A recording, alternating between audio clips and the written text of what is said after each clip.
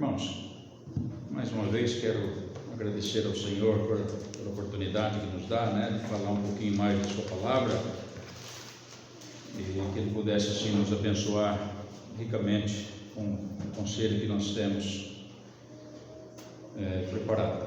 Nesses tempos nós falamos sobre a soberania de Deus e a sua misericórdia e, consequentemente, por conta disso, a nossa gratidão a Ele, Hoje gostaria de falar sobre a graça e o testemunho, Nós vamos mais ou menos numa linha mais ou menos parecida com isso, Convido-vos ao Evangelho de Mateus, capítulo 8.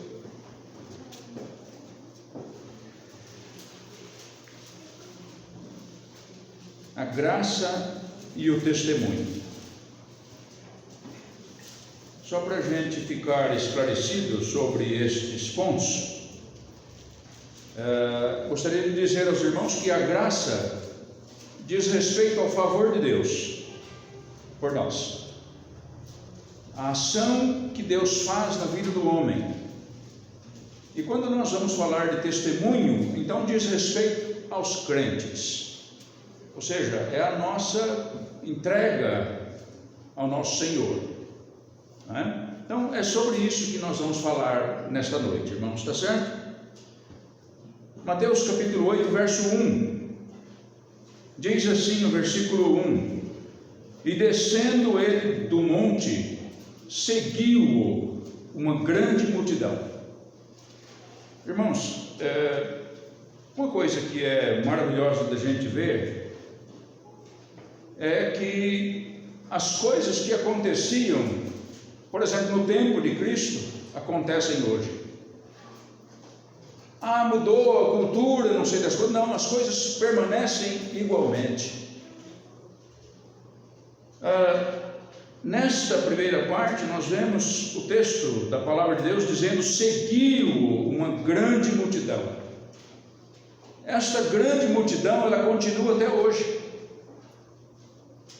Pessoas buscando, correndo atrás, principalmente das igrejas, dos religiosos. É assim que a gente vê, a gente encontra templos cheios de pessoas buscando.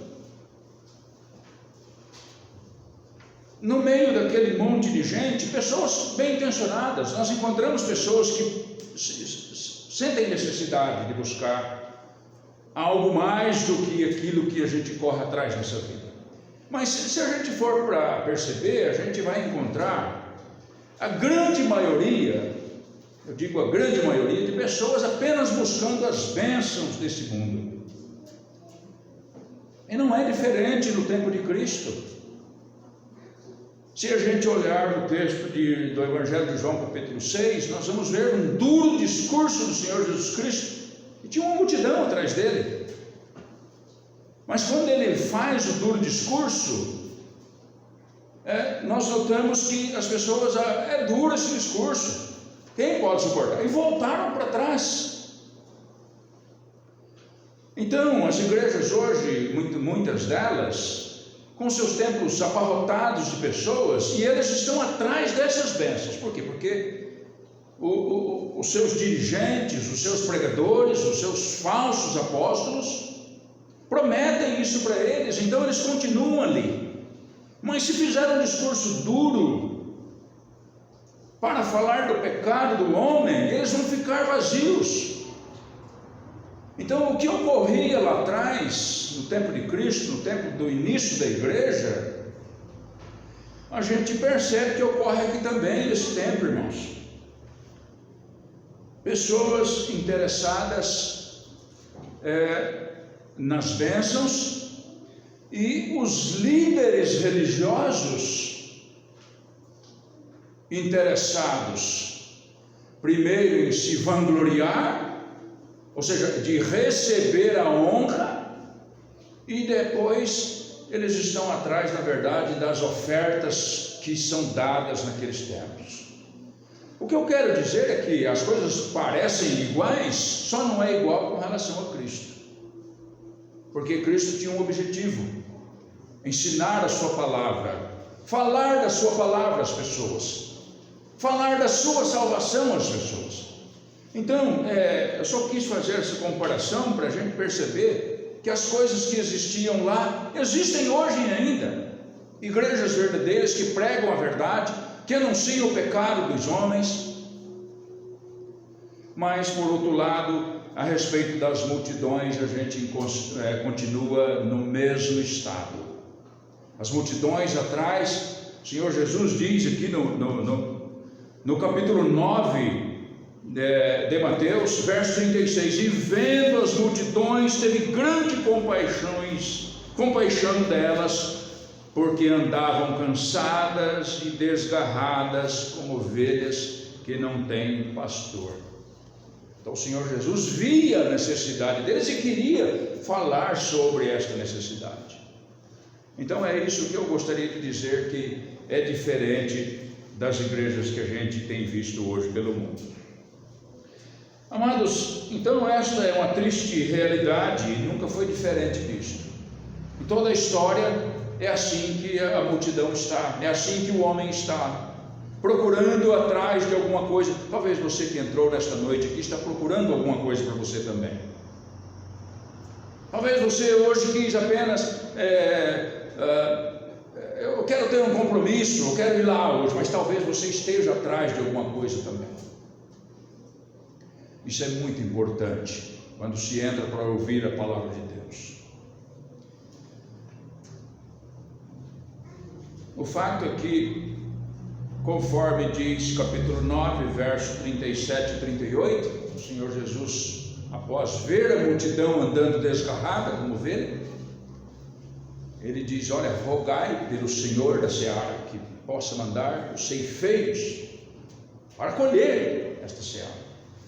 Então, irmãos, a nossa parte é sempre de continuar pregando a verdade para as pessoas, para que por acaso eles sejam abertos seus corações e possam crer em Jesus, porque não há salvação fora de Jesus, certo? Então essa é a nossa parte, rogar ao Senhor da seara que pudesse mandar os ceifeiros, e os ceifeiros dentro da igreja são os membros. Nós vamos ver daqui a pouco a parte que nos toca, não é? Para que essas pessoas sejam recolhidas no aprisco do nosso Deus, tá? Irmãos, no verso 2, então agora nós vamos partir, diante desta multidão que estava seguindo a Cristo, verso 2 diz assim: e eis que veio um leproso e o adorou, dizendo: Senhor, se quiseres, pode tornar-me limpo. É lindo esse texto. Quer ver? Uma multidão que está atrás de Cristo, precisando, verdadeiramente precisando de Cristo, mas falta algo na vida dessas pessoas. Mas nesse homem aqui, irmãos, é bonito da gente ver. Esse leproso, eu gostaria de dizer para você que ele representa todo ser humano. Todo ser humano está aqui neste homem. Aos Romanos capítulo 3, verso 23, a palavra de Deus diz que todos pecaram e destituídos estão da glória de Deus.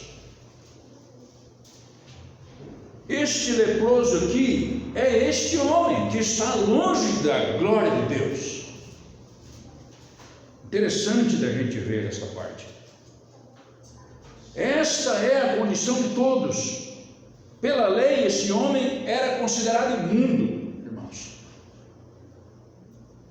Quando ele descobria a lepra na sua pele, ele era separado do povo, separado de poder prestar um culto a Deus, por exemplo.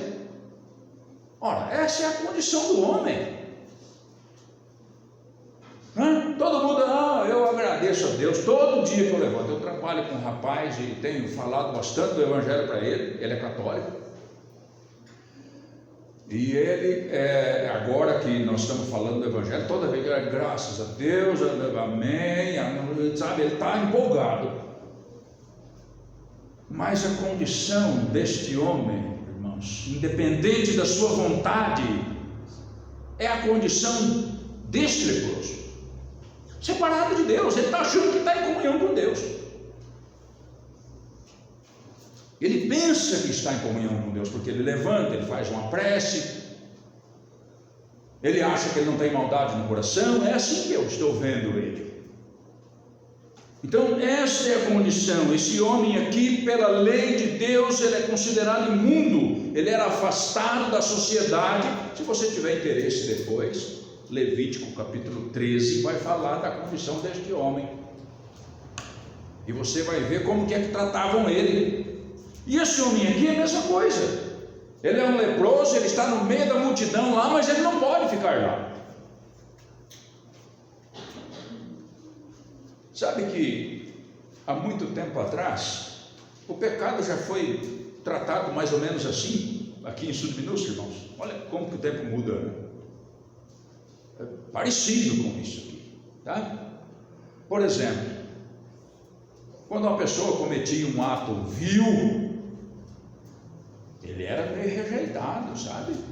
Os nossos pais faziam essa separação, né? Sul Minúsculo, em 1960, talvez antes disso, pioneiros, antigos pioneiros, era assim que era o negócio. Eu me lembro de um roubo de gado que teve aí uma vez, e o assunto era isso: rapaz, o fulano entrou nessa forma, e como que dizendo, olha, puxa vida, hein?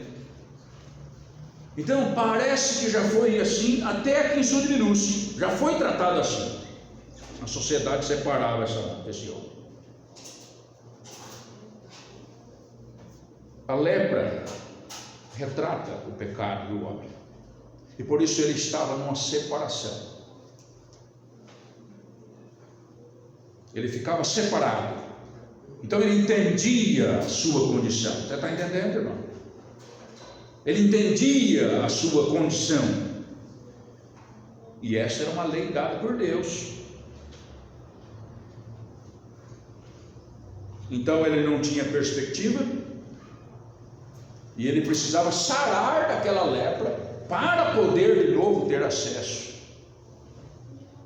às pessoas, ao culto.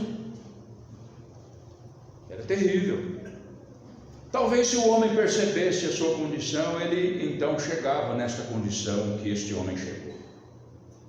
Ele foi ousado de entrar no meio dessa multidão para clamar, para que fosse limpo por Cristo.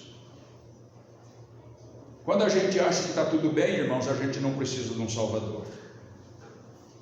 Eu estou bem, tenho saúde, sou jovem, por exemplo. O que eu vou precisar mais? Eu trabalho, eu tenho dinheiro, o que é que eu vou precisar mais? Dificilmente um homem vai precisar de um Salvador. Mas ele não conhece o seu estado, o estado em que ele está, como desse leproso, separado. Se ele não sarar, não tem como ele ter comunhão. Era assim o estado deste homem. De uma forma mais clara, irmãos, o pecado que nós cometemos nos separa de Deus. Isaías, o profeta Isaías, capítulo 59, verso 2, diz assim: porque as nossas iniquidades fazem separação entre nós e o nosso Deus, e os nossos pecados encobrem o seu rosto para que não vos ouça. Então, quando a gente imagina essa situação, então nós ficamos como esse homem. Talvez você nunca acordou sobre o seu pecado, sobre a sua separação de Deus. Está tudo bem, não é? Tem boa saúde, as coisas estão andando, está fazendo o que quer, está muito bem, mas a Bíblia diz que por conta desse pecado, um dia nós vamos pagar por isso. Para muitos vai ser tarde, mas agora eu quero aquele Salvador. Muito tarde.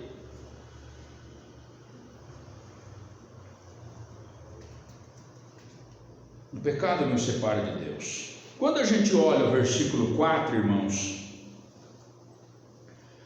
eu só quero uma parte dele aqui. Disse-lhe então Jesus: olha, não o digas a alguém, mas vai, mostra-te ao sacerdote. Essa parte aqui, mostra-te ao sacerdote. Era o sacerdote que examinava este homem que estava contaminado pela lepra, e era o sacerdote que dava o aval para ele: você está liberado, ou não, você deve continuar em quarentena, né? Agora o negócio agora é quarentena, né? Já tinha quarentena lá, mais 7 dias. Primeiro 7 dias, depois mais 7 dias, e assim ele precisava sarar. Se não tivesse essa aprovação deste homem, o sacerdote, ele não era ligado novamente, irmãos, nem com as pessoas e nem para entrar no templo e nem com Deus. Você entende como que é o negócio aqui? É isso que está acontecendo. Então, depois deste examinar, o sacerdote iria dar o aval para dizer: não, agora você é aceito, você pode ter a sua vida comum, rotineira novamente. Parece muito com a pandemia que nós estamos vivendo, né? As pessoas devem ficar enclausuradas, guardadas, e quando descobrem, olha, não sai. Quando ele volta, todo mundo fica meio assombrado com ele, né? Na usina teve alguém assim, onde eu trabalho, teve pessoas assim, e o encarregado chegou cedo e disse: olha, é o seguinte, pessoal, hein? Eles estão aí, mas vamos ver se evita as brincadeiras, hein? E o negado, tá, aí vamos ficando longe dele, porque ele sabe se lá. O leproso era assim, irmãos. O leproso era assim também. Mas o que eu quero chamar a nossa atenção, irmãos, é o olhar deste homem para Cristo Jesus. Isso que é bonito de ver. Você percebeu aqui, versículo 2? E eis que veio o leproso e o adorou. Ele chegou com reverência diante de Cristo. Ele viu na pessoa de Cristo alguém que podia libertá-lo.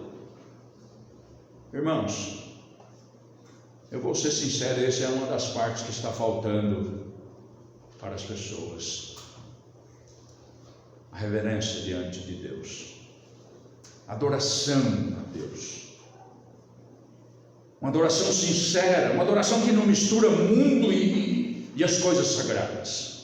Sabe quando você canta um hino, por exemplo, e canta um rock, ou sei lá o que você canta? Não tem como, não pode misturar. Na casa dos crentes não podem ter pop, rock e não sei o que mais. Eu estou antigo, já não sei nem as atuais, mas o que é, né?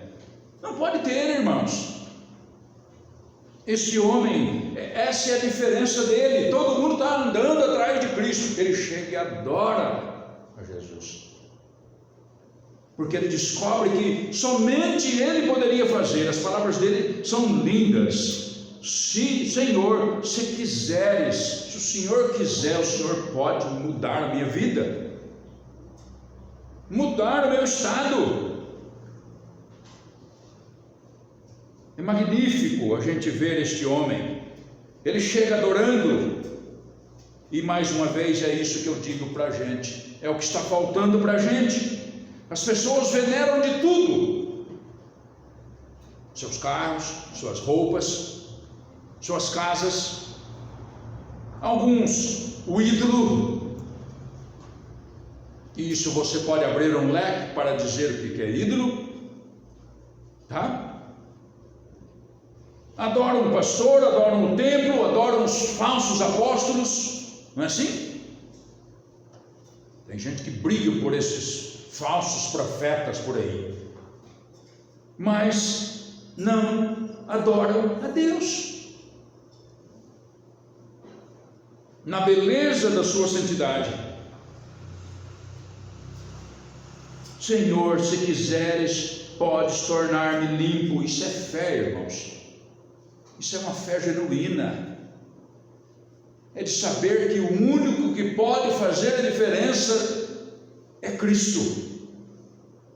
É isso que precisa acontecer com a gente. O pecador nunca consegue enxergar a sua condição.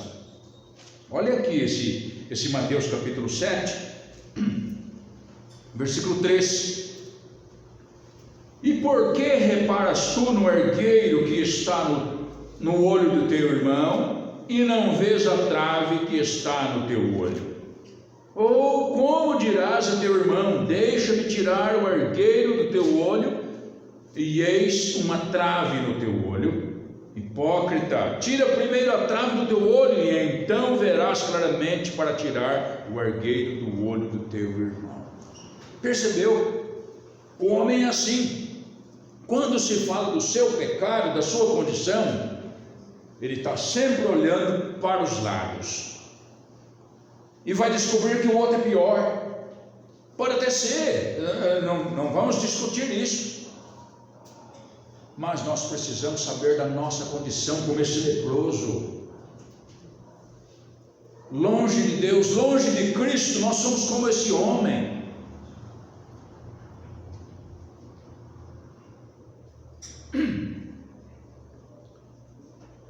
Se o homem pudesse ver a sua sujeira, então só assim ele correria para Cristo. Se o homem pudesse medir o peso dos seus pecados, então ele correria para Cristo. Esta que é a grande verdade. Então ele clamaria, ele invocaria, ele adoraria ao Senhor, conforme esse homem fez. Por quê? Porque esse homem sabia da sua condição, irmãos.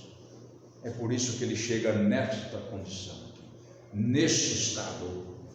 Ele sabia, ele estava rejeitado, ele estava longe, ele viu a sua condição. Para ele parece que é mais fácil de ver, né?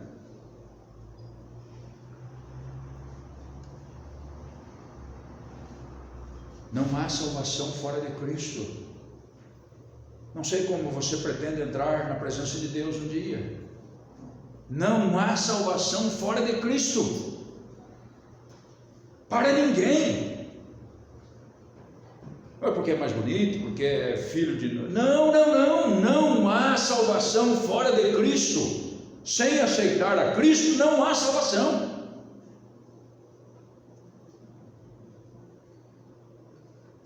Não há purificação dos pecados senão por Cristo. Ele, somente Ele pode nos purificar, nos limpar conforme o pedido deste homem, dos nossos pecados. Somente Jesus pode fazer isso, por meio da fé, por meio do nosso arrependimento e conforme diz o nosso título, esta é a parte da graça de Deus. Não é porque eu mereço. Você consegue entender isso? A salvação não é porque eu mereço, porque eu sou jovem, porque eu sou bonito, ou porque eu sou feio. Coitadinho, né? Foi tão desprezado quando eu era novo. Agora Deus vai ter que dar um bom lugar para ele, porque olha, é muito sofrimento, hein? Já sofreu tanto na vida. Às vezes é isso que a gente escuta nos velórios que a gente acompanha. Coitado, mas ele sofreu tanto. Deus vai arrumar um lugar bom para ele. Irmãos, não vai, sem a nossa fé em Cristo, sem o nosso arrependimento dos nossos pecados, não tem salvação. Este homem, ele viu a sua condição miserável e ele clamou. Ele entendeu a sua situação e clamou.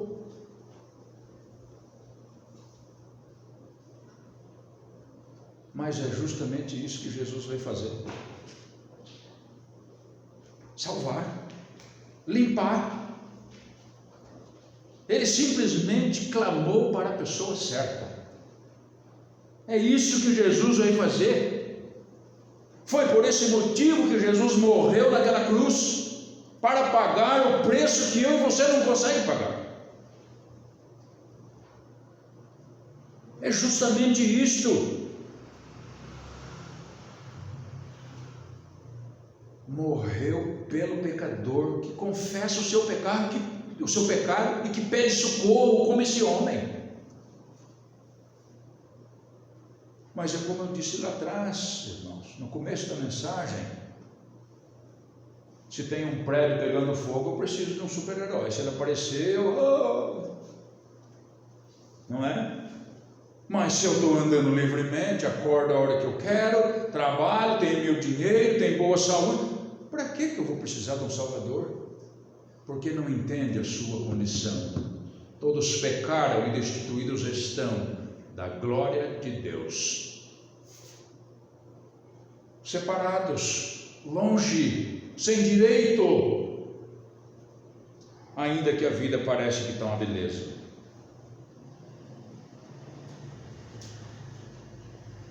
E a gente não consegue realmente enxergar a nossa condição. Versículo 13, irmãos. E Jesus, estendendo a mão, tocou-o, dizendo: quero ser limpo. E logo ficou purificado de sua lepra. Irmãos, como é bonito a ação de Cristo. Você percebeu? Aqui não tem uma sessão de penitências, né? Percebeu isso daqui?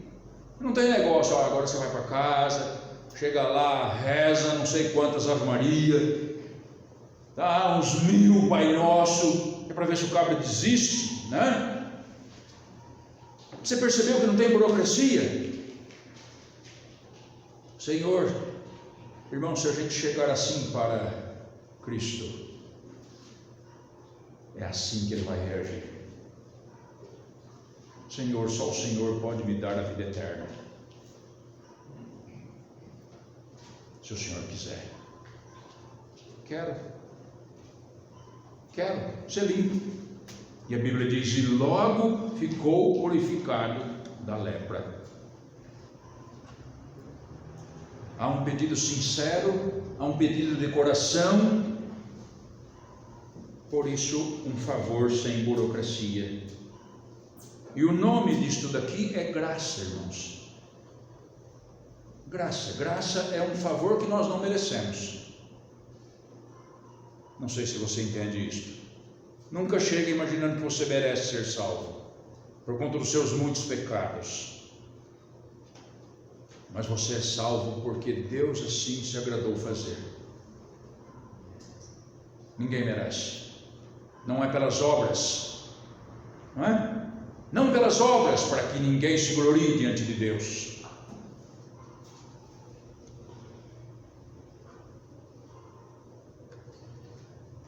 Quero ser limpo, e logo ficou purificado da lepra.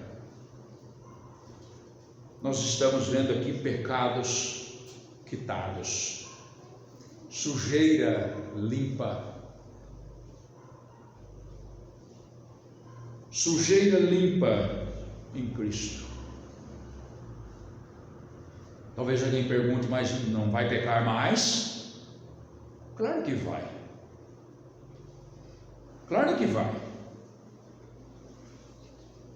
Mas os pecados estão perdoados em Cristo Jesus. É maravilhoso da gente encontrar a primeira carta de João, capítulo 1, verso 7. O sangue do seu Filho Jesus nos purifica de todo, irmãos, pecado.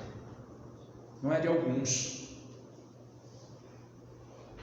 Não é agora porque eu pedi. Os nossos pecados estão perdoados em Cristo Jesus, quando nós entregamos nossas vidas para Ele, quando nós cremos nele de todo o coração. É difícil de entender isto? É difícil. É possível pela fé.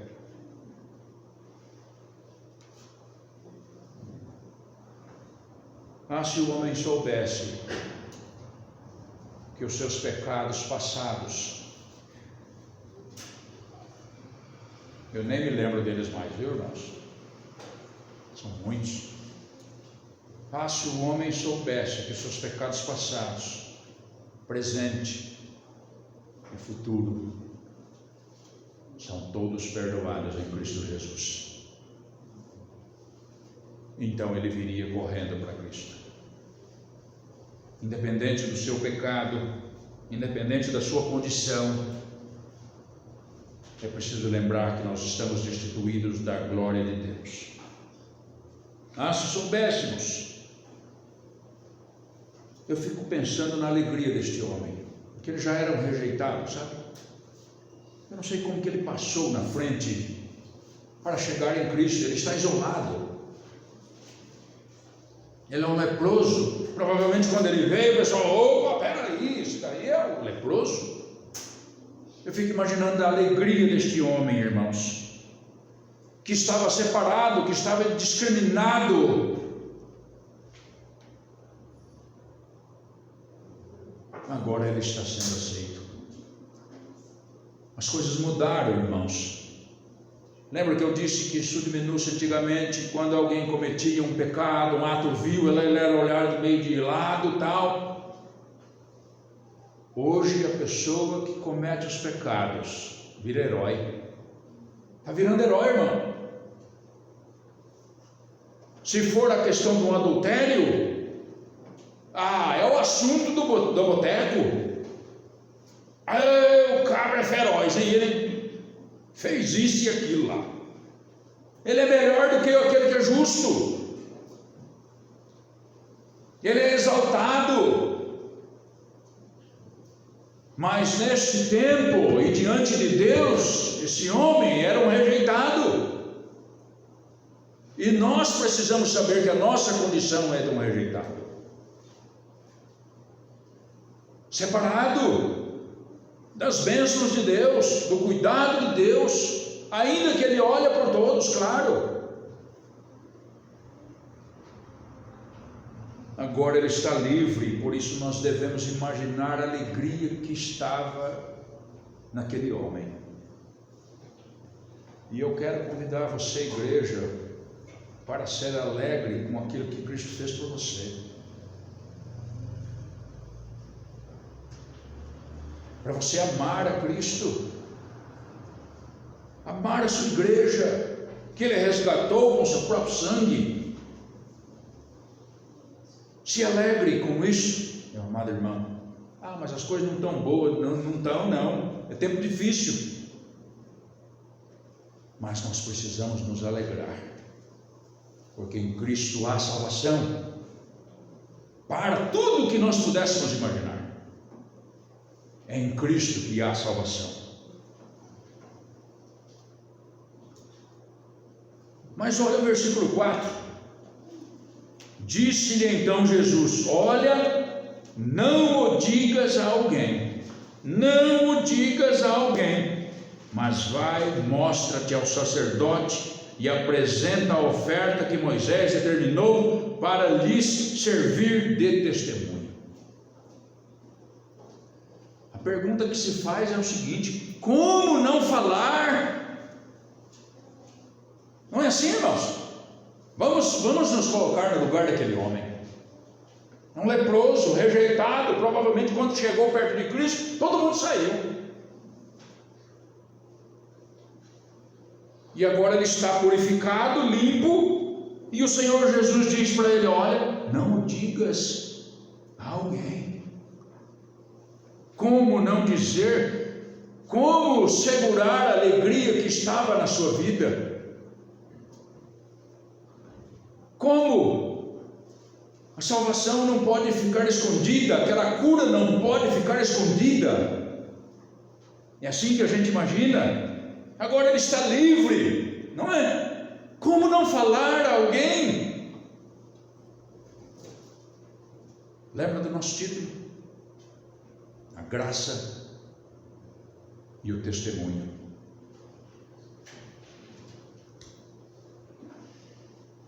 Vamos no texto. Disse-lhe então Jesus: olha, não o digas a alguém, mas vai e mostra-te. Viu isso, irmãos? Você está vendo o que está dizendo aqui? Não digas, mostra-te.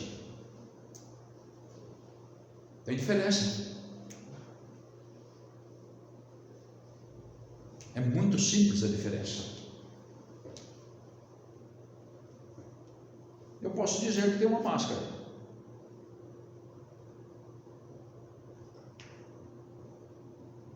Ficou mais fácil para você?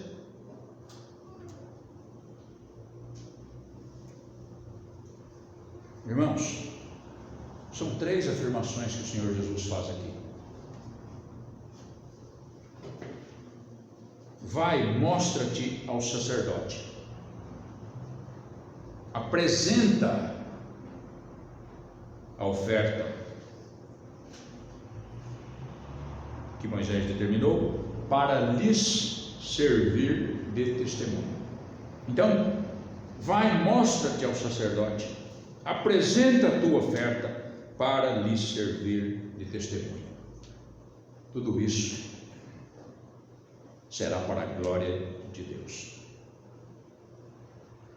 É linda essa afirmação aqui. Irmãos, todas essas afirmações que Jesus pede para ele fazer, veio depois daquilo que Cristo fez na sua vida. Só para a gente entender melhor, o Senhor Jesus nunca pediu para a gente mostrar nada se a gente não conhece a Ele, se a gente não experimentou do seu poder, da sua transformação. Mas Ele pede depois que nós assim aproveitamos a sua salvação, que a gente experimenta a sua salvação. Você consegue ver a tua salvação em Cristo Jesus? Para você que é convertido, você consegue ver a salvação, o que Jesus fez na sua vida? Ou por acaso continua do mesmo jeito? Você consegue ver? Eu não vou pedir para você afirmar para mim, mas você consegue ver o que Jesus fez na sua vida? Ele mudou a sua vida, Ele transformou você já. Então mostra-te,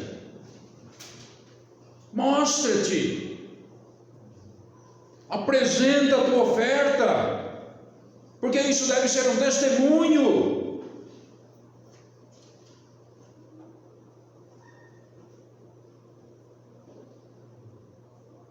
Amados, como foi na vida desse leproso, é assim a nossa salvação. Nós fomos redimidos da nossa vã maneira de viver. Nós estávamos mortos em delitos e pecados e fomos vivificados. Por isso nós devemos mostrar, apresentar a nossa oferta dia após dia, servir de testemunho para a honra e para a glória de Deus todos os dias. Você consegue ver a tua salvação em Cristo Jesus? Mostra-te, mostra isso dentro da igreja, por exemplo, na sua vida lá fora. Isso pode ser por meio do seu compromisso com Deus. Mostra que você foi resgatado. Não fale, mostre que você está sempre pronto, sempre disposto para a obra de Deus, que nada é mais importante do que a obra de Deus na sua vida. Mostre.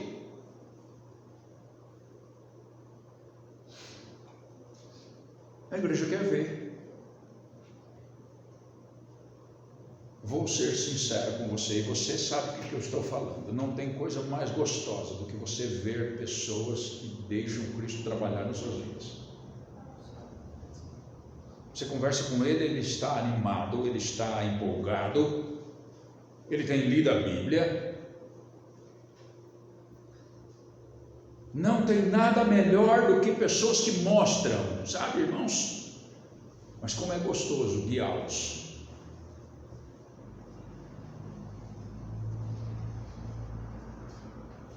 Apresenta a tua oferta a Deus. Isso é muito particular, irmãos. Apresenta a sua oferta a Deus. Isso pode ser por meio da oração. Isso é você com você mesmo e Deus. Isso pode ser por meio da leitura da palavra de Deus. Mostra a tua oferta, mostra que você está muito regozijante, muito alegre por conta da salvação que lhe foi dada. Mostra por meio do temor a Deus e a sua igreja e a sua palavra. Mostra temor, mostra obediência. Isso é a oferta que nós apresentamos a Deus. Mostra a tua oferta, mostra a tua gratidão. Louve, honre e glorifique a Deus. Seja zeloso, isso é uma oferta que o Senhor tem prazer. Para lhe servir de testemunho, mais uma vez, isso é muito mais do que falar, percebeu? Não o digas a alguém, mas vai e mostra-te. O testemunho é mais do que falar.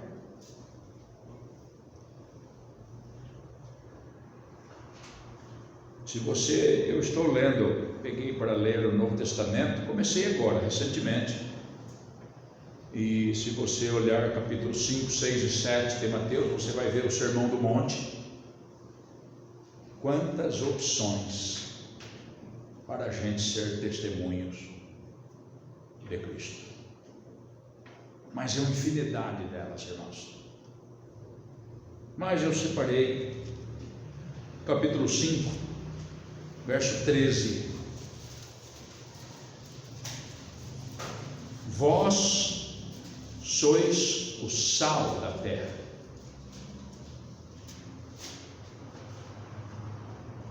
Tem testemunho maior do que o sal? Hein, irmão? Gosta de uma carne assada, irmão? Já teve sem sal? Já? Não puseram sal? Você está doido, rapaz? Tem alguns que gostam de alface, né? Eu não sei por que serve alface, fala a verdade. A gente está comendo lá em casa também, mas não consegui entender muito bem ainda não. Mas se quer ver terrível, é alface sem sal. Com sal até ele melhora. Esse é o testemunho, meus amados irmãos. Tem uma coisa, viu? O sal não aparece. Se ele aparecer também fica pior, né? A gente só consegue mostrar ele pelo gosto. Não precisa falar, oh, eu sou sal, hein? Não. Pois ele na comida você já descobre. Ei, mas tá um tempero, hein? Mas tá bom, hein? Vós sois o sal da terra. E se o sal for insípido, sem gosto, com que se há de salgar? Para nada mais presta senão para se lançar fora e ser pisado pelos homens. Percebe, irmãos? Esse é o nosso testemunho. Se a gente tornar sem gosto, sem ser esse testemunho que precisa ser, não serve para nada. É isso que o Senhor Jesus está dizendo aqui. Esse é testemunho. Vós sois o sal, vocês vão dar o tempero onde precisa. Verso 14: vós sois a luz do mundo. Irmãos, eu estive pensando nesta parte aqui para a gente realmente concluir o nosso assunto.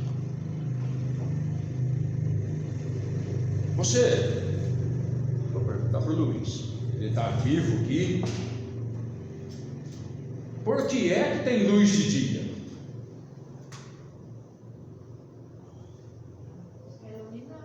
Não, eu sei. Mas por que meios nós temos luz de dia? Ficou bom assim? Sabe o que dá luz para a gente de dia? Ajudem, é o sol. Só para você perceber, quando o sol some lá, acabou a luz. Você vê como que é importante a luz? Deus fez isso para nós, irmãos.